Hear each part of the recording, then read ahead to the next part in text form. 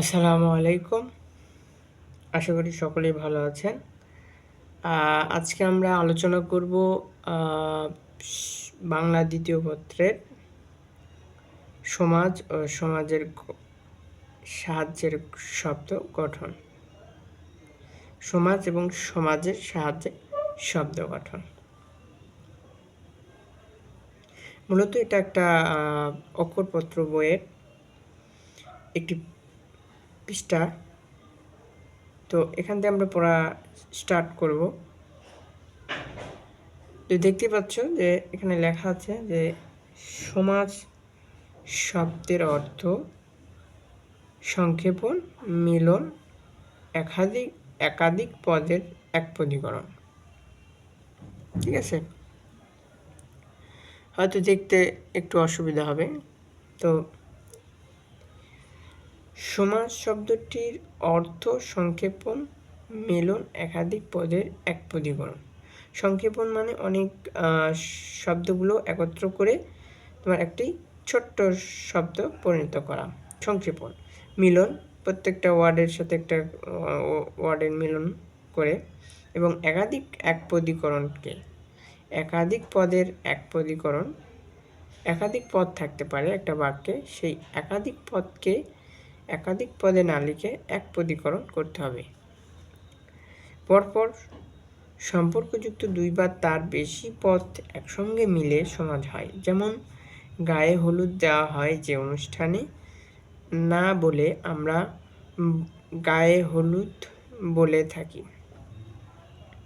আমরা কিন্তু কি বলে থাকি যে ধরো গায়ে হলুদ দেওয়া হয় যে অনুষ্ঠান, এটা বলি আমরা ধরো কোনো বিয়ে বাড়ি অনুষ্ঠানে বা কোনো বিয়ের অনুষ্ঠানে আমরা কি বলি যে গায়ে হলুদ দেওয়া হয় এমন অনুষ্ঠান না, আমরা বলে থাকি গায়ে হলুদের অনুষ্ঠান বা গায়ে হলুদ অনুষ্ঠান। তো গায়ে হলুদ অনুষ্ঠান বললেই আমরা কিন্তু বুঝতে পারি যেটা একটা ওখানে গায়ে হলুদ দেওয়া হবে।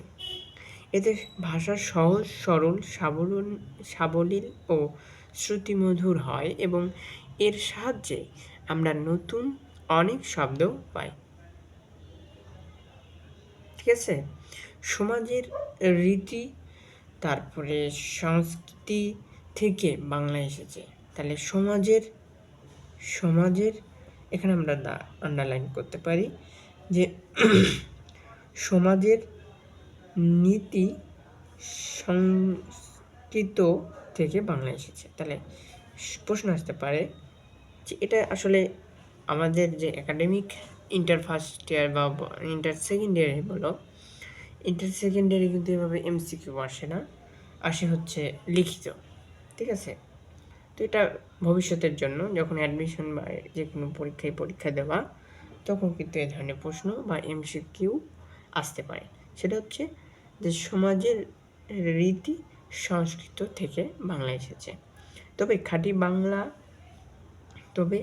খাঁটি বাংলা সমাজের দৃষ্টান্ত প্রচুর পাওয়া যায়। আচ্ছা, যাই হোক, তো আমরা এইটুকুর ভিতরে কি জানলাম যে সমাজ শব্দটির অর্থ সংক্ষেপণ, মিলন, একাধিক পদের একপদীকরণ। আরেকটা কি জানতে পারলাম যে কিভাবে একপদীকরণ করা যায়, সেটাও দেখলাম। সংক্ষেপণ জিনিসটা কি সেটা জাস্ট উদাহরণ দেখলাম। এখানে আরেকটা জিনিস দেখতে পারলাম, সেটা হচ্ছে সমাজের রীতি সংস্কৃত থেকে বাংলা এসেছে, এই একটা জানতে পারলাম। তো যাই হোক, এরপর আমরা যাব সমাজের সংজ্ঞা ও উদাহরণ। অর্থ সম্পর্কযুক্ত একাধিক পদের এক পদে পরিণত হয়ে একটি নতুন অর্থবোধক শব্দ তৈরির প্রক্রিয়াকে কি বলে? সমাজ বলে। কি বলছে দেখো, অর্থ সম্পর্কযুক্ত। তুমি একটা শব্দ লিখবা বা একটা বাক্য লিখবা, সেটা কিন্তু অর্থ সম্পর্কযুক্ত হতে হবে। ঠিক আছে, তো অর্থ সম্পর্কযুক্ত একাধিক পদের এক পদে পরিণত হয়ে একটি নতুন অর্থবোধক, আবার কিন্তু নতুন একটা অর্থবোধক শব্দ তৈরি হবে। এই যে শব্দ তৈরি করার যে প্রক্রিয়া, এই প্রক্রিয়াকে বলে সমাজ। তাহলে এখানে মুখস্থ করার কিছু নাই, আমরা জাস্ট একটা টেকনিকের মাধ্যমে মুখস্থ রাখবো। সেটা হচ্ছে যে দুটো জিনিস মনে রাখবো। একটা হচ্ছে যে অর্থ সম্পর্ক যুক্ত একাধিক শব্দের এক শব্দে পরিণত করা, একটা জিনিস। দুটো জিনিস, একটা হচ্ছে অর্থ সম্পর্কযুক্ত অধিক শব্দ, আরেকটা হচ্ছে ওই শব্দটাই একটি নতুন অর্থবোধক শব্দ তৈরি করার যে এই প্রক্রিয়া, এটাই হচ্ছে। তাহলে দুটো জিনিস, একটা নতুন শব্দে পরিণত করা অর্থবোধক, আর একটা হচ্ছে অর্থ সম্পর্কযুক্ত শব্দের এক শব্দে পরিণত করা। ঠিক আছে? তো যেমন দেখো, ভাই ও বোন একসাথে কি লিখছে? ভাই বোন। শত শব্দের, যাই হোক দেখা যাচ্ছে না মনে হয়। আচ্ছা, ভাই ও বোন, তাহলে কি হলো? ভাই বোন। শত শব্দের সমাহার, কি আছে? শতাব্দ। শত শব্দের সমাহার শতাব্দ। মধু দ্বারা মাখা, মধু মাখা। উপশব্দের অর্থ হচ্ছে ক্ষুদ্র, এখানে তো আছে দেখো। উপশব্দটার জিনিসটা বোঝায় হচ্ছে ক্ষুদ্র। তো বা ক্ষুদ্র এমন গ্রহ, উপগ্রহ বা ক্ষুদ্র গ্রহ। ঠিক আছে? তো উপ বা ক্ষুদ্র এমন গ্রহ, উপগ্রহ। চাঁদের মতো মুখ, চাঁদ মুখ। গায়ে হলুদ দেওয়া হয় এমন অনুষ্ঠান, গায়ে হলুদ, এটা তো আগেই বললাম। তাহলে এই যে জিনিসটা উদাহরণ দেওয়া আছে, বা এটা কয়েকটা এক্সাম্পল দেওয়া আছে, সেটা হচ্ছে যে ভাই ও বোন, ভাই বোন। শত শব্দের সমাহার শতাব্দ। মধু দ্বারা মাখা, মধু মাখা। বা ক্ষুদ্র এমন গ্রহ, উপগ্রহ। চাঁদের মতো মুখ, চাঁদ মুখ। আচ্ছা, সমাজ সংক্রান্ত পরিভাষা। সমস্যমান পদ, যেসব পদ মিলে সমাজ হয় তার প্রত্যেকটিকে সমস্যমান পদ বলে। যেসব পদ মিলে সমাজ হয় তার প্রত্যেকটিকে সমস্যমান পদ বলে। যেমন জয়সূচক পতাকা, জয় পতাকা। এখানে জয় ও পতাকা এই দুইটি সমস্যমান পদ। বুঝতে পারছো কি? যে জয় সূচক পতাকা, জয় পতাকা। এখানে জয় ও পতাকা এর দুটি সমস্যমান পদ। বুঝতে পারছো কিনা জানি না। এই যে জয় আর পতাকা, এই জয় ও পতাকা এই দুটি কি? সমস্যমান পদ। আচ্ছা, তাহলে আমরা বুঝতে পারলাম যে সমস্যমান পদ কি? যেসব পদ মিলে সমাজ হয় তার প্রত্যেকটিকে সমস্যমান বলে। এই দুটা মিলে যে সমস্যমান পদ হয়, সমাজ হয় না, এটা সমাজ। তো সমাজের প্রত্যেকটা ওয়ার্ডকে কি বলা হয়? যেসব পদ মিলে সমাজ হয়, এই যে এইসব পদ মিলেই তো সমাজ হয়েছে, তাই এই জয় ও পতাকা এই দুটি সমস্যমান পদ।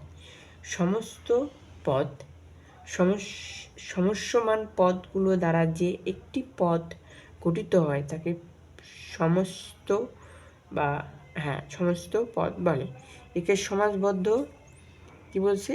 একে সমাজবদ্ধ পদও বলা হয়। তাহলে সমস্ত পদ আরেকটি নাম কি? সমাজবদ্ধ পদ। ঠিক আছে? যেমন জয় পতাকা, এই যে জয় পতাকা হইল, এই জয় পতাকাটা হচ্ছে একটি সমস্য পদ। ঠিক আছে? যেমন জয় পতাকা একটি সমস্য পদ বা সমাজবদ্ধ পদ। তাহলে সমস্যমান পদ কোনটা? যেসব পদ মিলে সমাজ গঠিত হয়, এই যে এটাকে বলা হয় জয় ও পতাকাকে বলা হয় সমস্যমান পদ। আর এই যে একটা পূর্ণ সমাজ তৈরি হলো, সমাজ শব্দ তৈরি হলো, এটাকে বলা হয় সমস্ত পদ বা সমাজবদ্ধ পদ। এখন ব্যাস বাক্য কি? সমস্যমান পদগুলো মিলে যে বাক্য বা বাক্যাংশ গঠিত হয় তাকে ব্যাস বাক্য বলে। অন্য কথায় সমস্ত পদকে বিশ্লেষণ করলে যে বাক্য বা বাক্যাংশ পাওয়া যায় তাকে ব্যাস বাক্য বলে। যেমন জয় পতাকার সমস্ত পদটির ব্যাস বাক্য হচ্ছে জয় সূচক পতাকা। দেখছো এই যে জয় সূচক পতাকা, এই পুরোটাই হচ্ছে ব্যাস বাক্য। ঠিক আছে, এই জয় সূচক পতাকা, এই জয় সূচক পতাকার পুরোটাকে বলা হয় ব্যাস বাক্য। তাহলে এর আগে কি বললাম যে সমস্যমান পদ হচ্ছে জয় আর পতাকা, এটা মিলে হলে জয় ও পতাকা একটি সমস্যমান পদ। আর এই যে জয় পতাকা হইলো এই পুরোটাই, এটা হচ্ছে সমস্ত পদ। এই যে জয় পতাকা একটি সমস্ত পদ। আর ব্যাস বাক্য কি, এই যে পুরোটা মিলে, এই পুরোটা মিলে হচ্ছে ব্যাস বাক্য। ঠিক আছে, সেটাই বলছে যে সমস্যমান পদগুলো মিলে যে বাক্য বা বাক্যাংশ গঠিত হয় তাকে ব্যাস বাক্য বলে। অন্য কথায় সমস্ত পদকে বিশ্লেষণ করলে যে বাক্য বা বাক্যাংশ পাওয়া যায় তাকে ব্যাস বাক্য বলে। ঠিক আছে, এরপর বলছে দেখো, জয় পতাকার সমস্ত পদটির ব্যাস বাক্য হচ্ছে জয়সূচক পতাকা। ব্যাস বাক্যের অন্য দুটো নাম হচ্ছে তোমার, এখানে দেখতে পাচ্ছ কিনা, না না দেখতে পাচ্ছ না, দুঃখিত।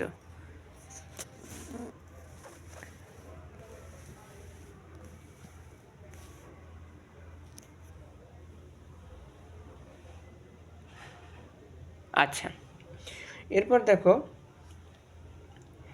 যে জয়সূচক, এখান থেকে ছাড়লাম নাকি, জয় পতাকা সমস্ত পদটির ব্যাস বাক্য হচ্ছে জয়সূচক পতাকা। ব্যাস বাক্যের অন্য দুটো নাম বিগ্রহ বাক্য ও সমাস বাক্য। দেখছ, এটার কিন্তু আরেকটি নাম রয়েছে, একটা হচ্ছে বিগ্রহ বাক্য আর একটা হচ্ছে সমাস বাক্য। তাহলে লিখে রাখতে পারো, এগুলো পরবর্তীতে কাজে দেবে।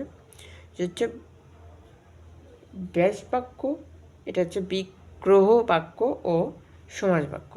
তাহলে ব্যাস বাক্যের অপর নাম কি, বিগ্রহ বাক্য, সমাস বাক্য। তাহলে ব্যাস বাক্যের অপর নাম বিগ্রহ বাক্য, সমাস বাক্য। তবে ব্যাস বাক্য পরিভাষাটি বেশি প্রচলিত হয়, বেশি ব্যবহার হয় আর কি। এরপর আসো আমরা পূর্বপদ পরপদ আর পরপদ। পূর্বপদ কোনগুলো আর পরপদ কোনগুলো এটা আমরা আজকে জানবো। সমস্ত পদে সাধারণত দুটো পদ থাকে, অবশ্যই সমস্ত পদে কয়টা থাকে, দুটো পদ থাকে। দুটো পদ থাকে। প্রথম পদটিকে পূর্বপদ বলে এবং বলে, যেমন জয় পতাকা সমস্ত পদটির পূর্বপদ হচ্ছে জয়। মূলত প্রথম যে পদটা থাকে এটা পূর্বপদ, আর শেষে যেটা থাকে সেটা হচ্ছে পরপদ। সমস্ত পদের দ্বিতীয় বা শেষ পদটিকে বলা হয় পরপদ বা উত্তর পদ। এই যে পরপদের আরেকটি নাম হচ্ছে উত্তর পদ। যেমন জয় পতাকা শব্দের পতাকা পরপদ। সমাজ সংক্রান্ত পরিভাষা, ঠিক আছে, এখানে দেয়া আছে।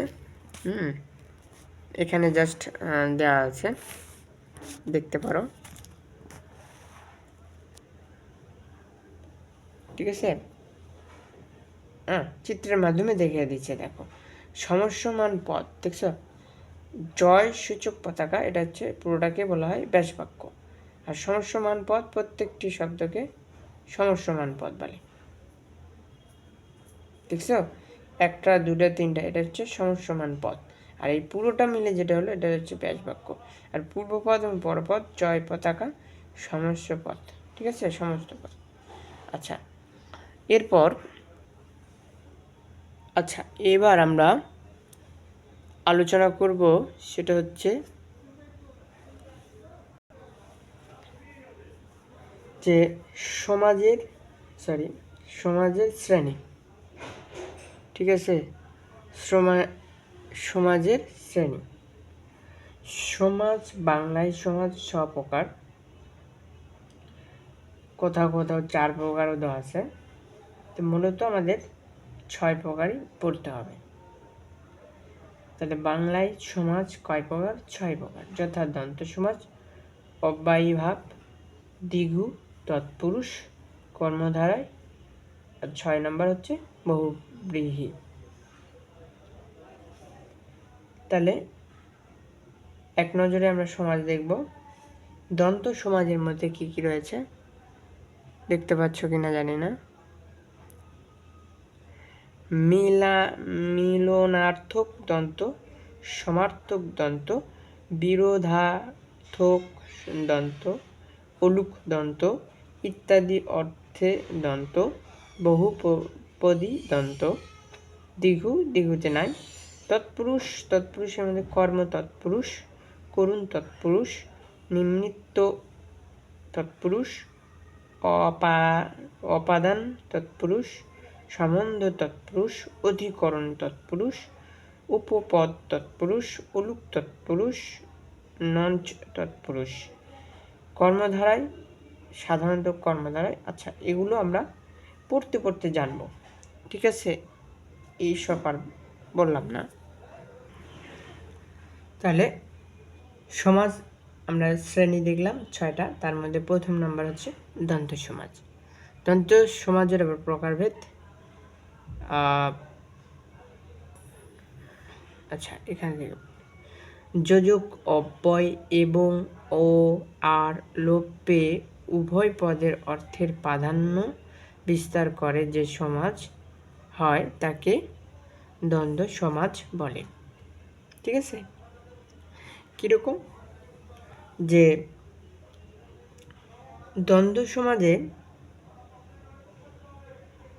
সবসময় দেখবা অব্যয় এবং ও আর এগুলো থাকবে। ঠিক আছে? দ্বন্দ্ব সমাজে সবসময় এই যে অব্যয় এবং ও আর, এই জিনিস মানে এগুলো শব্দ দ্বারা আমরা চিহ্নিত করতে পারি যে এটা হচ্ছে দ্বন্দ্ব সমাজ। সংযোজক অব্যয় থাকবে এবং থাকবে, ও থাকবে, আর থাকবে। দেখে নাও তাহলে ভালো হবে, বুঝতে সুবিধা হবে। লোপে মানে কি? এগুলো বাদে বা যখন সমাজ একটা শব্দ, নতুন শব্দ তৈরি হবে তখন কিন্তু এই অব্যয় এবং ও আর থাকবে না। উভয় পদের অর্থের প্রাধান্য বিস্তার করে, উভয় পদেরই অর্থের প্রাধান্য পাবে, মানে পূর্বপদ এবং পরপদ দুটাই কী হবে? প্রাধান্য পাবে, বিস্তার করে যে সমাজ হয় তাকে দ্বন্দ্ব সমাজ বলে। যেমন এই যে দেখো, ভাই ও বোন, এই যে ও আছে, এখন লাস্টে যে কী হলো? ভাই বোন, দুটাই অর্থ প্রাধান্য পেল, মাঝখান থেকে এই ওটা কিন্তু লোপ পেয়ে গেল। যে ভাই ও বোন, ভাই বোন, লাল ও নীল, লাল নীল, পড়া ও লেখা, পড়ালেখা, এই যে ও এবং এগুলোই থাকবে। মার ও ধর, মারধর, তাল ও তমাল, তাল তমাল। মূলত তোমাদের আসবে মানে আসবে এরকম যে আমি নিজেই একজন ছাত্র, আমি ইন্টার সেকেন্ড ইয়ারে পড়ি, তো তোমাদের ভাই, তোমাদের বন্ধুর মতোই। তো আমি জাস্ট তোমাদের যতটুকু জানি ততটুকুই শেয়ার করতেছি। হইতে পারে আমার এই সাবজেক্টে বা এই অধ্যায়ে বা এই টপিকে আমার অজানা কিছু থাকতেই পারে। ঠিক আছে? আমি তো আর টিচার না, বা আমি কোনো কোচিং সেন্টারে পড়াই, তো আমি পড়াই না, তো আমি যতটুকু জানি ততটুকুই শেয়ার করতেছি। তাল ও তমাল, তাল তমাল, দেয়াল ও কলম, দোয়াত কলম, দেখে ও শুনে, দেখে শুনে, যাকে ও তাকে, যাকে তাকে। দ্বন্দ্ব সমাজের প্রকারভেদ দেখো, দ্বন্দ্ব সমাজ নানা রকম হতে পারে। যেমন এই যে পড়ে আসলাম যে মিলনার্থক দ্বন্দ্ব। এটা কি জিনিস? কাছাকাছি অর্থ সম্পর্কযুক্ত একাধিক পদের মিলনে যে দ্বন্দ্ব সমাজ গঠিত হয় তাকে মিলনার্থক দ্বন্দ্ব সমাজ বলে। মিলনার্থক দ্বন্দ্ব সমাজ যে কাছাকাছি অর্থ সম্পর্কযুক্ত একাধিক অর্থ সম্পাদক, মানে কাছাকাছি, দুটাই প্রায় কাছাকাছি। ধরো পূর্বপদ এবং পরপদ দুটাই কি কাছাকাছি অর্থ সম্পর্কযুক্ত একাধিক থাকবে। কখনো একটাও থাকতে পারে, দুটাও থাকতে পারে, তিনটাও থাকতে পারে, আমরা যে এরকম এখানে পড়েছিলাম দুইটা শুধুমাত্র, এখানে দুইটার বেশিও থাকতে পারে। পদের মিলনে যে দ্বন্দ্ব সমাস গঠিত হয় তাকে মিলনার্থক দ্বন্দ্ব সমাস বলে। যেমন মা ও বাবা, মা বাবা, মাসি ও পিসি, মাসি পিসি, ছেলে ও মেয়ে, ছেলে মেয়ে, চন্দ্র ও সূর্য, চন্দ্র সূর্য, জল ও বায়ু, জল বায়ু, নাচ ও গান, নাচ গান, হাতি ও ঘোড়া, হাতি ঘোড়া, বিদ্যা ও বুদ্ধি, বিদ্যা বুদ্ধি, মাছ ও মাংস, মাছ মাংস, নাক ও মুখ, নাক মুখ, সরি তারপরে হচ্ছে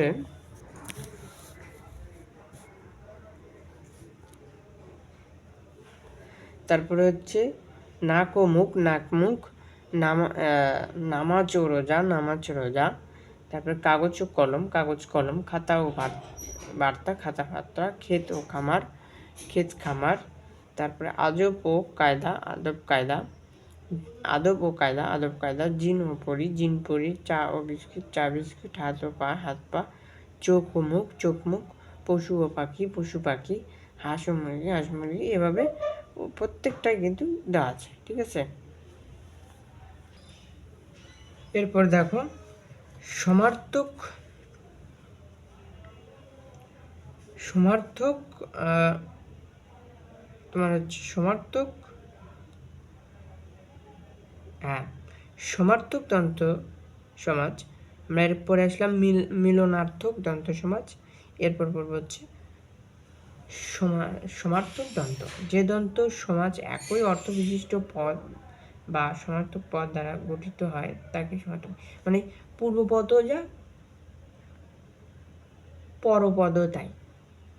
ঠিক আছে, যেখানে বলছে যে দ্বন্দ্ব সমাজে একই অর্থ বিশিষ্ট পদ বা সমার্থক পদ, একই অর্থ বিশিষ্ট, দুটাই কী হবে? একই হবে। কীরকম? দেখো, বই ও পুস্তক, বইও যা পুস্তকও তাই। তাহলে কী হলো? বই ও পুস্তক, বই পুস্তক। শহর ও বন্দর, শহর বন্দর একই। মানুষ ও জন, মানুষজন, ওই মানুষও যা জনও তাই, একই কথা। নদ ও নদী, নদ নদী। পাহাড় ও পর্বত, পাহাড় পর্বত। দুঃখ ও কষ্ট, দুঃখ ও কষ্ট। তারপরে মান ও সম্মান, মান সম্মান। এটাকে বলা হয় সমার্থক দ্বন্দ্ব। আর মিলনার্থক দ্বন্দ্ব সমাজ কি? যে একাধিক শব্দ থাকতে পারে, আবার হচ্ছে দুইটা শব্দ আমরা তোমার হচ্ছে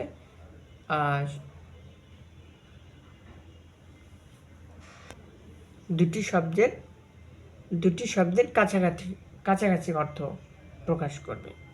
এটা হচ্ছে মিলনার্থক দ্বন্দ্ব সমাজ।